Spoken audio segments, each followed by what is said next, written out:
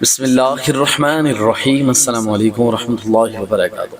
پیارے ناظرین، آج آپ کو نماز اشراق کا طریقہ، نماز اشراق کی فضیلت کیا ہے آپ کو بتانے لگے۔ یاد رکھیں، فرض نمازوں کے بعد نفلی نمازوں کے پڑھنے کی بہت زیادہ فضیلت اور اجر و ثواب ہے۔ نوافل کے ذریعے اللہ تعالیٰ کی قربت حاصل ہوتی ہے اور اللہ تعالیٰ اس بندے پر اپنا خصوصی فضل و کرم فرماتا ہے۔ حدیث پاک کے اندر آتا ہے، حدیث قدسی ہے کہ حضور نے ارشاد فرمایا کہ اللہ فرماتا ہے کہ میرا بندہ اپنے جن اعمال سے میرا قرب حاصل کرتا ہے، ان میں سب سے زیادہ محبوب مجھ کو وہ اعمال ہیں جن کو میں نے اس پر فرض کیا ہے، اور میرا بندہ برابر نفلوں کے ذریعے مجھ سے قریب ہوتا رہتا ہے یہاں تک کہ وہ میرا محبوب بن جاتا ہے۔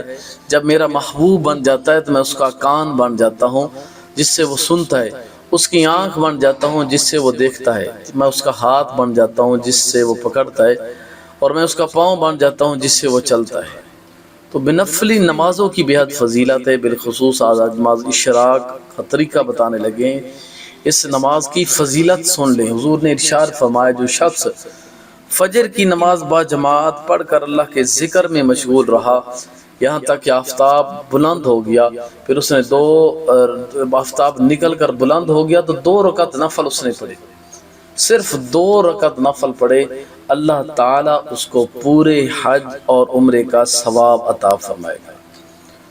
حضور علیہ السلام کا ارشاد ہے، جو شخص فجر کی نماز سے فارغ ہونے کے بعد مصلی پر بیٹھا رہے، اس کے بعد 2 رکعت پڑھ کر مصلی سے اٹھے اور ان دونوں نمازوں کے درمیان سوائے اچھی باتوں کے اور کچھ نہ کہے، اس کے گناہ معاف کر دیے جاتے ہیں، گرچہ سمندر کی جھاگ کے برابر۔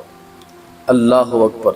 نماز اشراق پڑھنے کا طریقہ کیا؟ بہتر یہ ہے کہ اس کی پہلی رکعت میں سورہ فاتحہ کے بعد آیت الکرسی سے لے کر خالدون تک پڑھے، دوسری رکعت میں آمن الرسول سے آخر تک پڑھے۔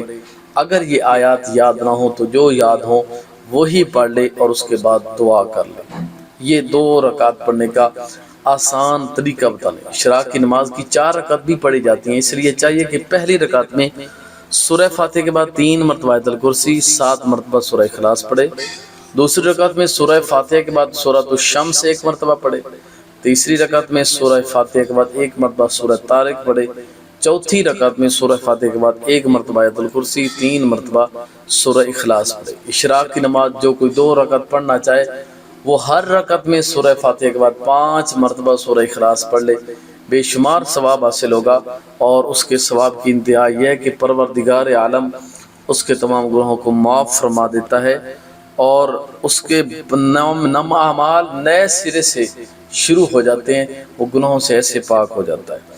تو اس لیے چاہیے کہ جہاں فرض نماز ادا کرتے ہیں، فجر کی نماز ادا کریں، عشاء کی، مغرب کی، عصر کی، ظہر کی، 5 نمازیں با جماعت فرض کی ادا کریں، اور اگر آپ 7 نفلی نماز بھی شروع کر دیں، خصوصی طور پر نماز تہجد ہے، انشاءاللہ نماز تہجد کے متعلق بھی عرض کریں گے، نماز اشراق ہے، نماز چاشت ہے، تو ان نمازوں کی فضیلت بہت زیادہ ہے۔